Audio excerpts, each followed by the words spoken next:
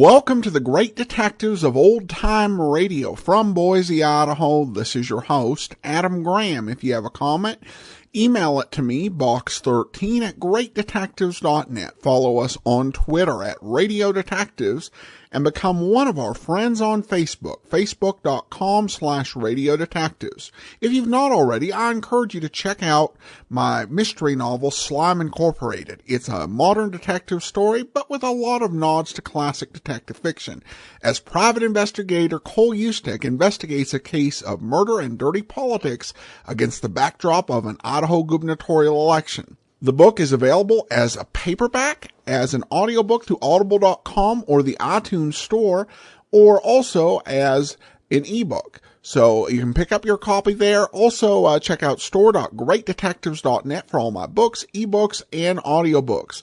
All right, well, now it's time for today's episode of Boston Blackie. The original air date on this is April the 1st, 1947, and this is the Cy Gardner murder.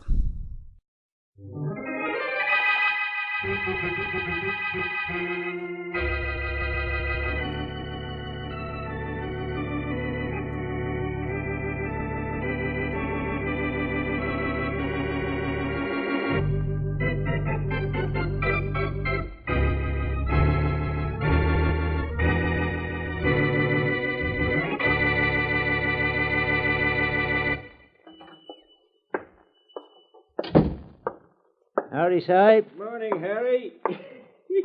How's that bus of yours? Still all in one piece, huh? Well, as far as you can tell in one look, it's all in one piece. But I wouldn't want to have to pay $1 for every nut and bolt it's dropped from Valley Junction to the main highway. Well, you ought to get the company to buy you a new bus, Harry. The drivers in the city get new buses. Folks on my route wouldn't know me if I was to turn up with a new bus. How's business, Cy? Oh, good. Always good this time of year. Have a store full of people nearly every day from sunup to sunset. Sort of glad it's a little slow now. Yeah. You was out taking a little ride near my place yesterday, wasn't you, Cy? Come to think of it, I was. Yeah. You don't recollect who you saw out in the orchard with me, do you? No, don't think I do. Well, now, that's being mighty smart of you, Cy. Huh? Don't exactly get what you mean, Harry. I mean exactly what I said. You're being mighty smart, not recollecting who you saw out at my place yesterday. I don't remember seeing anyone. Yeah, well, now, that's just the thing to remember if anybody asks you. Because if you remember you did see somebody, and if you know who he was, why, there's no telling what'll happen to you. You know what I mean? So long, sir.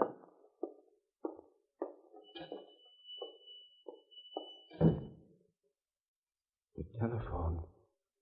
That's what I'll do.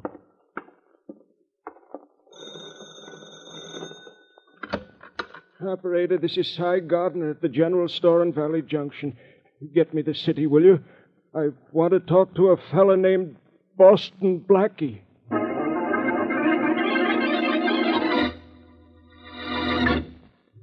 And now meet Dick Calmer as Boston Blackie. Enemy to those who make him an enemy. Friend to those who have no friend.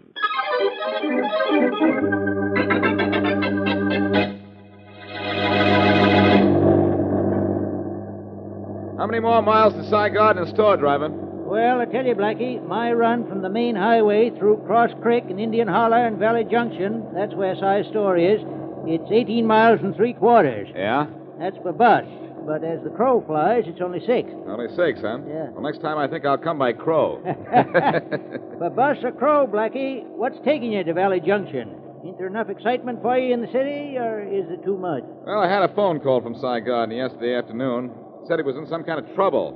I would have used my car to come out here, but it's in the garage. Well, it's just well you didn't use it, Blackie. After this bumpy road, like's not to be in the junkyard, where this bus of mine ought to be. Cy Gardner in trouble, eh? Well, he sounded as if he were. Sure is mighty peculiar. Why, I've known Cy Gardner for, 18 years come green-up. He ain't never been in any trouble I heard of.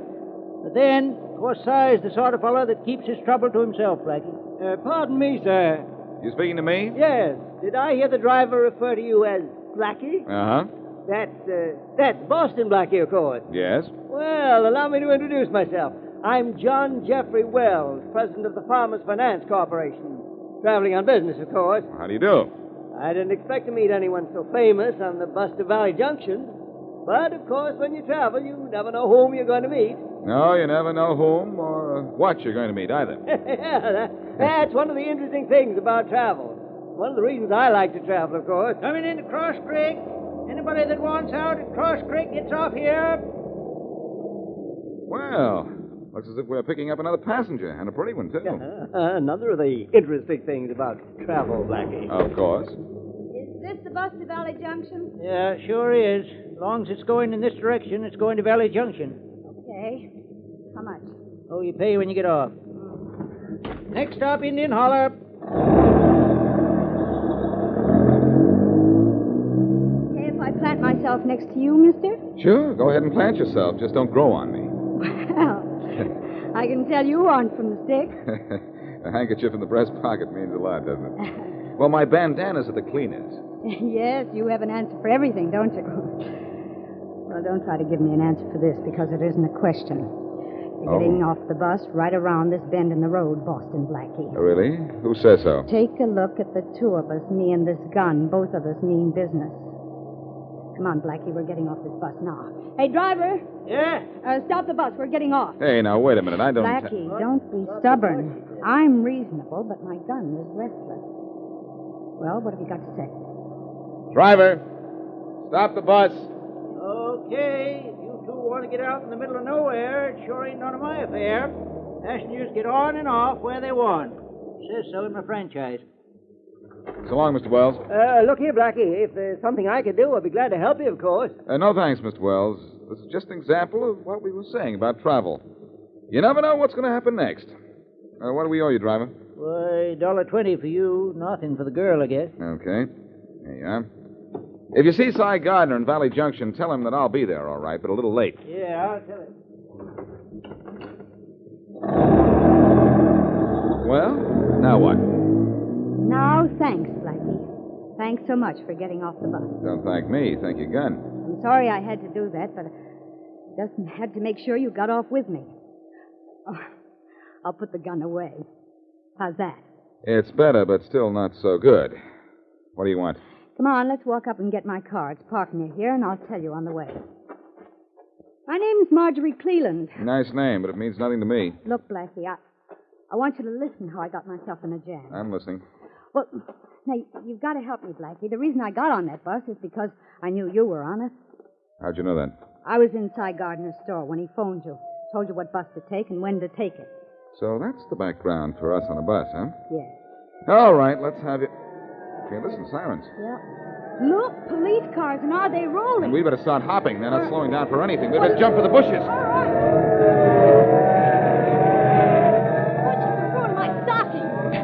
Well, that's nothing to what those police cars would have done to them and you. They didn't even see us. My best nylons, too. And my best friend is the reason you ruined them. What? Inspector Faraday of the Metropolitan Police was in the first squad car. Those were city police? Yes, men from the Homicide Bureau. Wonder if they're going to Valley Junction or just late for a picnic. Well, I'll find out pretty soon. Let's have your story now, Marjorie. I don't think I'll bother you with it, Blackie. Why not? Oh, I don't know. I just changed my mind. Okay, get moving, Blackie. Oh, no, not a gun again. You wouldn't want me to prove it was a gun. I'll take your word for it. What happens now? Now I'm getting in the car. But you're going to start walking. Not me. I'm allergic to footsteps. I think you'd be more allergic to lead. Start walking, Blackie.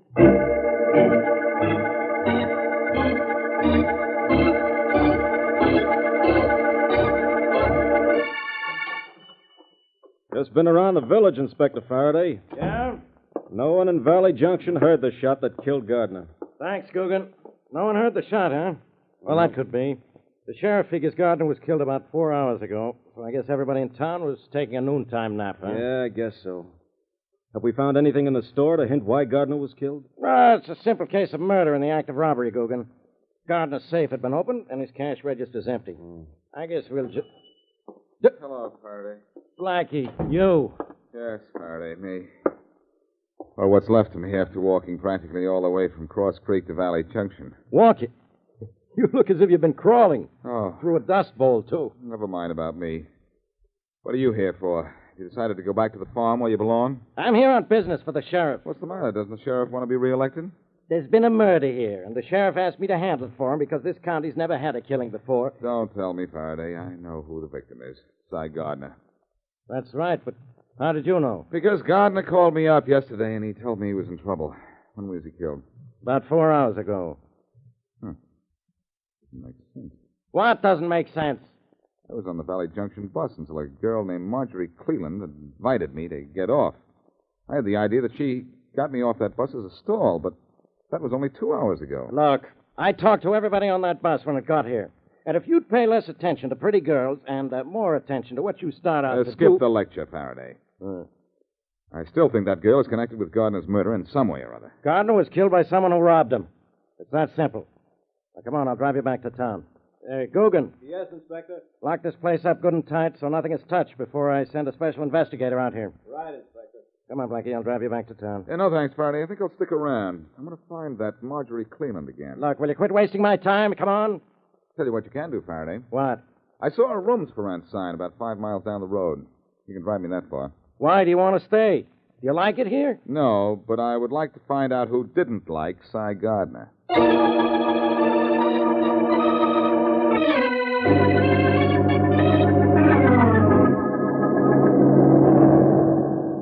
Oh, driver.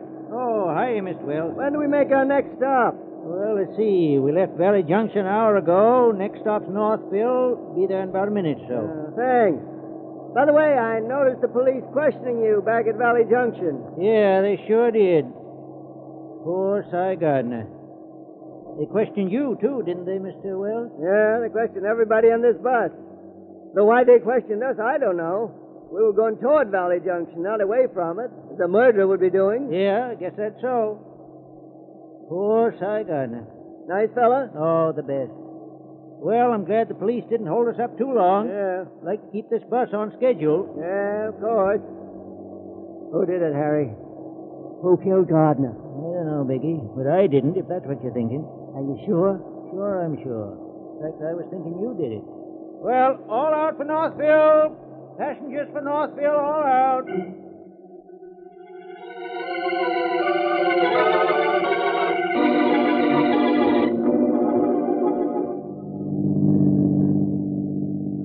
There's the rooms for rent sign. Stop here, Faraday. All right, Guggen. We'll let Blackie off here. Right, Inspector.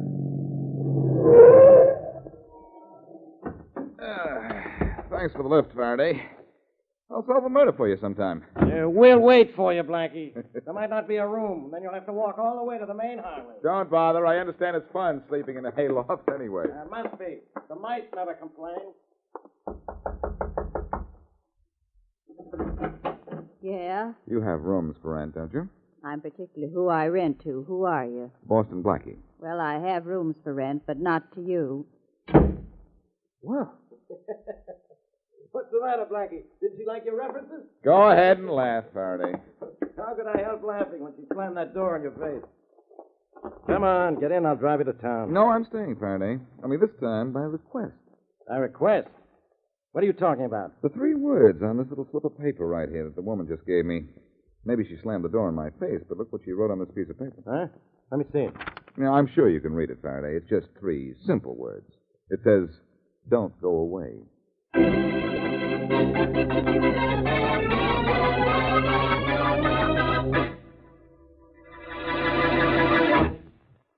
And now, back to Boston Blackie.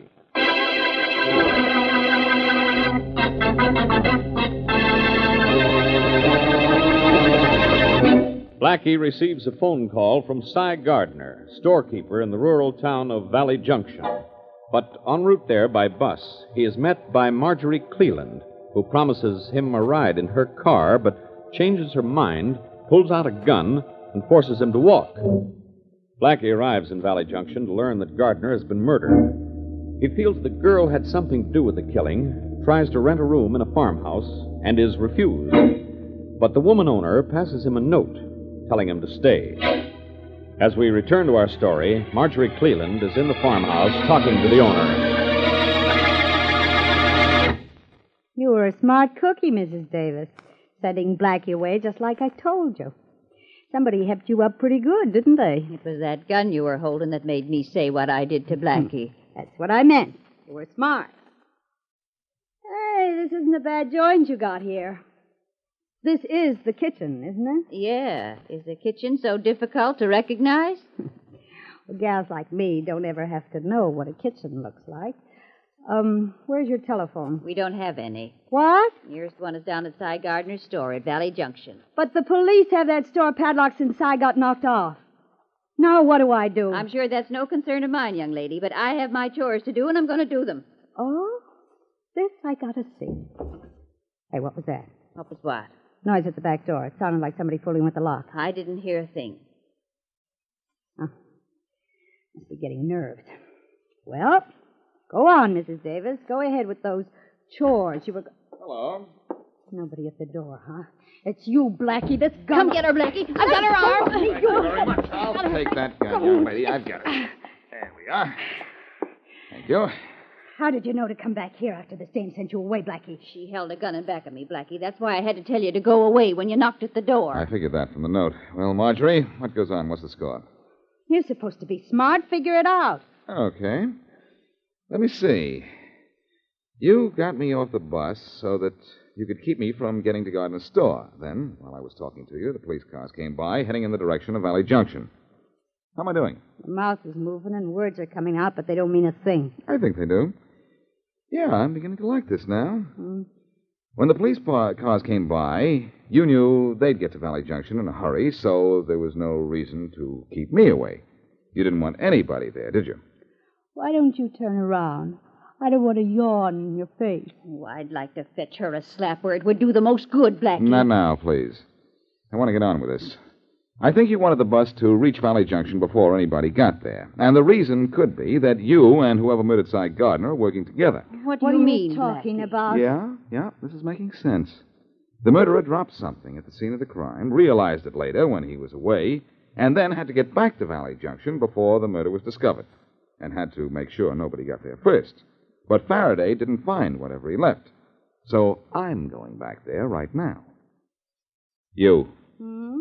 Where are the keys to your car? Here they are. Catch. Thanks. You're being very cooperative. It's being smart. Try driving the car and see what happens, Blackie. There isn't a spark plug in the engine. I took them all out and hid them. Thought maybe you'd try something fancy. Cute kid. Why don't you try forcing me to tell you where I hid them? The idea sounds like fun, but I've got work to do, right? Mrs. Davis. Mrs. Davis, where's your telephone? Oh, I don't have any, Blackie. The nearest one is at the Gardner store. Oh, fine. How do I get there? Oh, that bus you were on comes back this way in about an hour. That isn't too bad. I'll wait.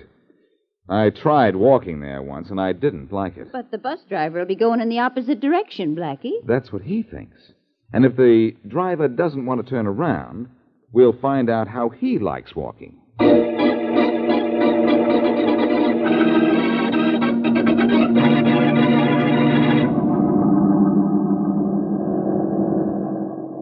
Hey there!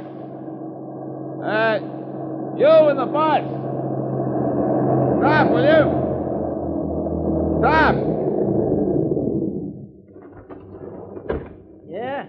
What is it, Blackie? Turn the bus around. We're going where you just came from. Oh, sorry, I can't do it, young fella. This bus runs on a schedule. Subject to change without notice. I'm getting in. Yeah. Close the door and swing the bus the other way. I guess maybe you're looking for trouble, Blackie. Well, I'm glad to convenience you that way. I'm going to knock you halfway. Are you kidding? Come here, you punk. Yeah? Oh. More people are getting hurt in cars these days. Oh, well, I guess I can drive this thing to Valley Junction. Only I shouldn't have hit this guy so hard. Now I've got nobody to talk to.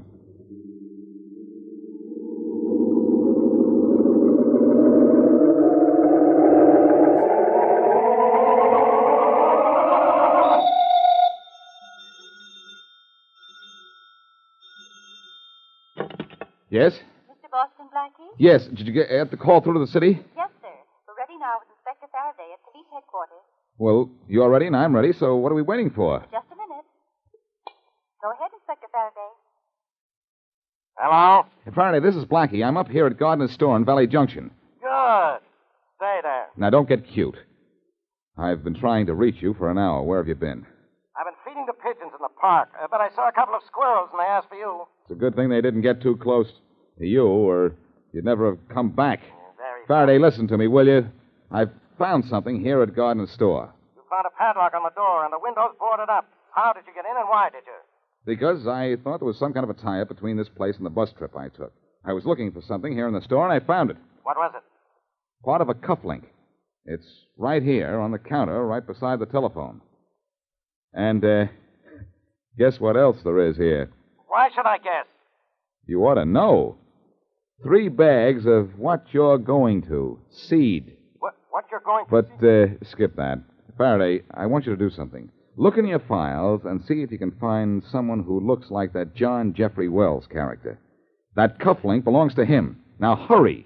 Hurry, he says. If I listen to you, Blackie, I'd be hurrying the rest of my life. Good. Then it wouldn't last so long. I don't know why I do these things.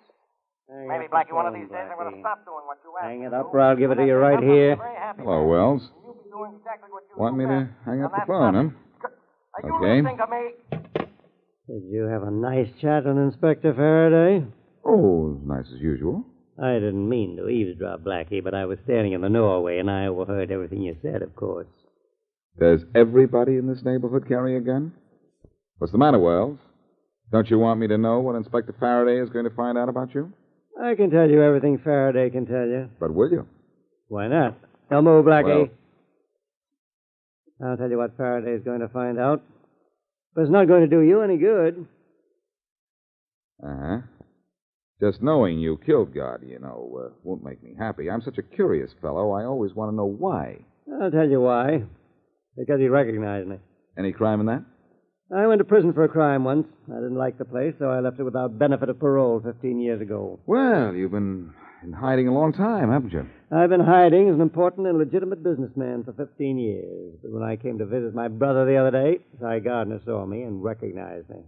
I had to kill him to keep him from talking. And I robbed the store as a cover-up. You came here to visit your brother? Yeah, me, Blackie. Oh. So, Mr. Wells, you and the bus driver are brothers. Don't tell me Marjorie is your sister. No, Marjorie's a girl from the city I hired for the occasion. What occasion? The occasion of your arrival in Valley Junction. You knew I was coming? Oh, yeah. And on what bus, too? See, I was listening at the window when Harry here talked to Cy about recognizing me. Oh, I see. Or do I? You didn't try to keep me away before the murder. It was after the murder. Was that because you knew you'd dropped this cufflink? Uh-huh. And I wanted to get here before you did. I get it now. When Marjorie saw the police cars go by, she realized there was no use in stalling me. Too bad the police locked up the store after they left, or you could still have picked up the evidence I found. Well, instead, I'm picking you up. Bus all ready, Harry? Yeah, it's ready, Biggie. Oh, Biggie, is it? Yes. Or do I still call you Mr. Wells? You won't call me anything in a little while. Harry, we're taking a special passenger for a special trip to the main highway. Yeah, a special delivery. Well, thanks. Thanks a lot to both of you.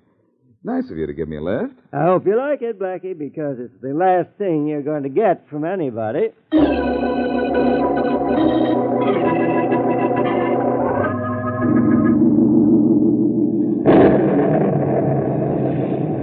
Harry, can't we make better time? It's 2 hours since we left Valley Junction. You want me to skid off the road and pile up in a ditch, Biggie? The rain's made this road slippery as weak molasses. Take your time, Harry. I'm in no hurry. No, I guess you ain't, Blackie. But I got news for you.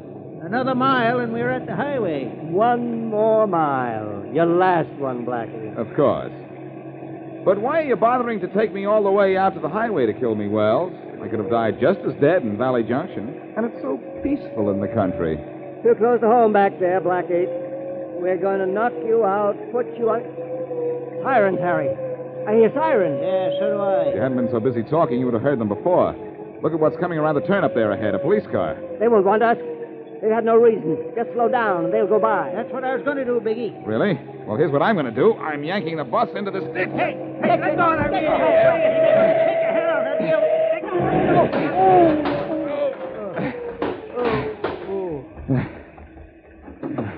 That bus was pulled into the ditch on purpose, son. Look out.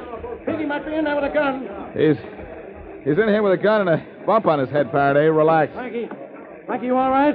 Yes, as long as you don't take my driver's license away from me for this. I dumped this crate into the ditch. Nice going. But look, it's a lucky thing for you there was something wrong with that phone in Gardner's store. There wasn't anything wrong with it. There wasn't. Now, how could I hear everything you and Biggie said after he made you hang up? How? You remember those bags of seed I told you were on the counter next to the telephone? Yeah, so what? So instead of hanging up the receiver, I just leaned it against one of the bags so you could hear what was going on.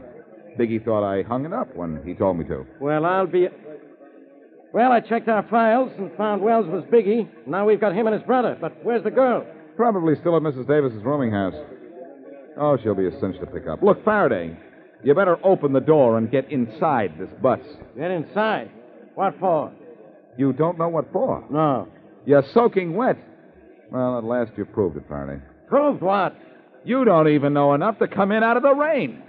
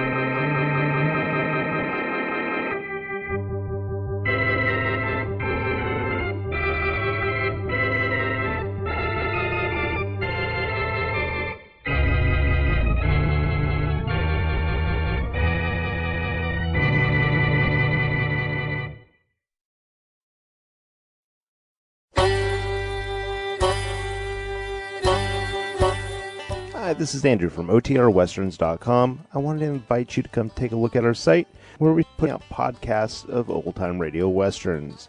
Check us out at OTRWesterns.com. You're listening to The Great Detectives of Old Time Radio with Adam Graham. Now let's get back into the show.